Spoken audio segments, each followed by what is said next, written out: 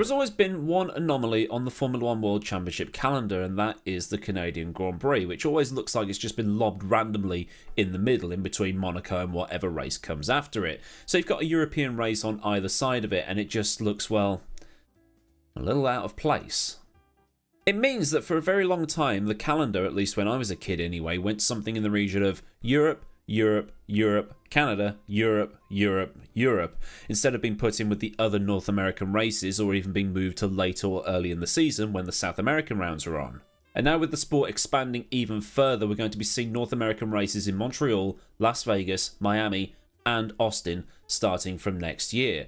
But even with all of that going on, the races are still going to be spread out and not put together in one little block. Why? The reason is weather. So, thanks a lot for watching, like and subscribe and do whatever you kids do, but actually no, let's look into the details as to why this actually happens.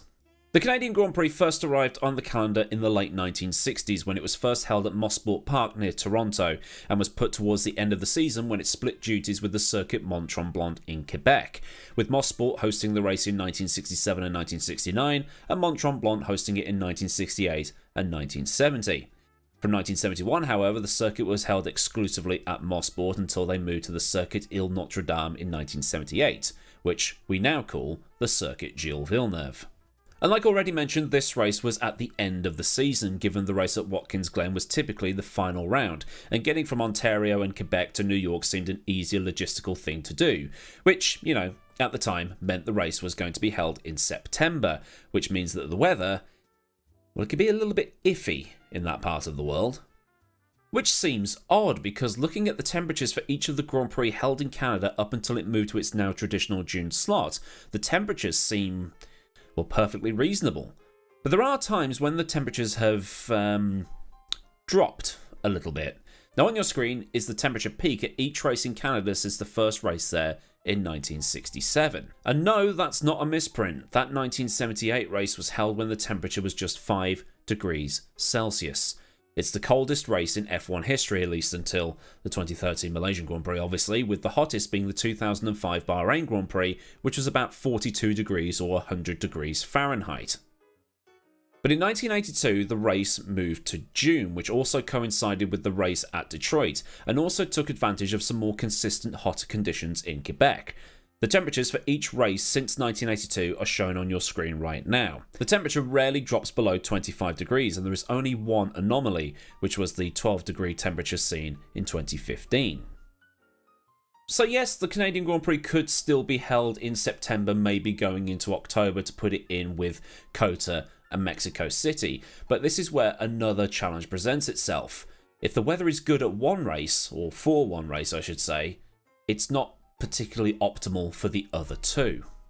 The average temperature for Montreal in October, when the races at COTA and Mexico City are also going to be held, is a high of 13 and a low of 6.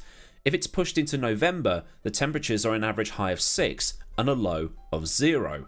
With the 2022 calendar already having a back-to-back from Singapore to Japan, having that 2-week gap between Japan and the US Grand Prix is needed.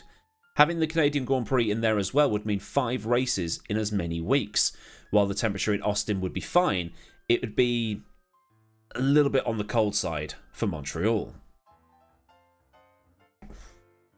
So then you might be thinking, well, just move the US Grand Prix to June when the Canadian Grand Prix is on. It's what they did with Indianapolis when Indianapolis was on the calendar, and that was, you know, just fine. But this is where the fact of it being fine for one race but not the other really starts to take effect.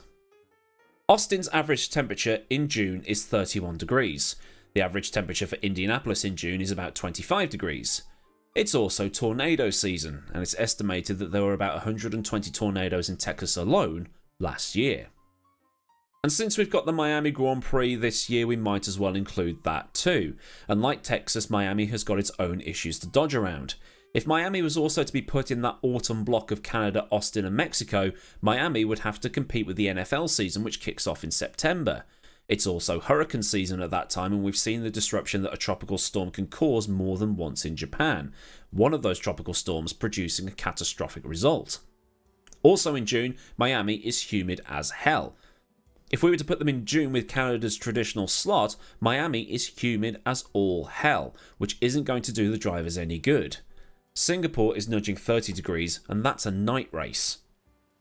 So looking at it in 3 separate categories like this, if the North American races are grouped together in June to be with Canada, Montreal has good weather, but there are risks with the other 2. If the races are held in October and into November, then Texas will be fine, but the other 2 have risks and limitations attached.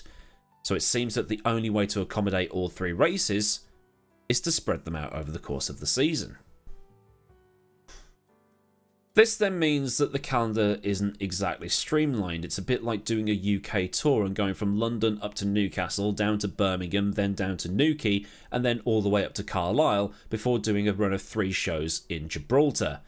It doesn't really add up, does it? But, you know, it's the only way to do it, and the only problem is that Baku and Montreal this year are a back-to-back race, which, you know, it's not going to do the pit crews any good, is it? But anyway, a look at why the Canadian Grand Prix occupies that weird slot on the calendar, and also why they've given such a weird slot on the calendar to Miami, which will be next weekend. If you've learned something new here today, then be sure to give the video a like, and for more stuff like this, be sure to get subscribed if you're not already, and also get that bell on so you never miss out on a future video. Massive thanks, as always, to the good folk of Patreon, and if you want to help support me at a more personal level to cover things like image licensing and stuff like that, you can help contribute by clicking the link down in the description, where there'll also be links to Discord, and also to my socials. So that's it for me. I've been AdmiralLaWind. Have a cracking day wherever you live in the world, and I'll see you all again very soon, probably on Monday, for another video. And I say that because I'll be live streaming the next round of the Potato Nation Sunday League this week from Spa-Francorchamps in Belgium, which should be an interesting race because, you know, different cars are on and off the pace for this one. But it's always a good bit of banter, and hope you can join in for that. But if you don't want to join in with that, there's always Monday for the next video. So until Monday or Sunday, goodbye.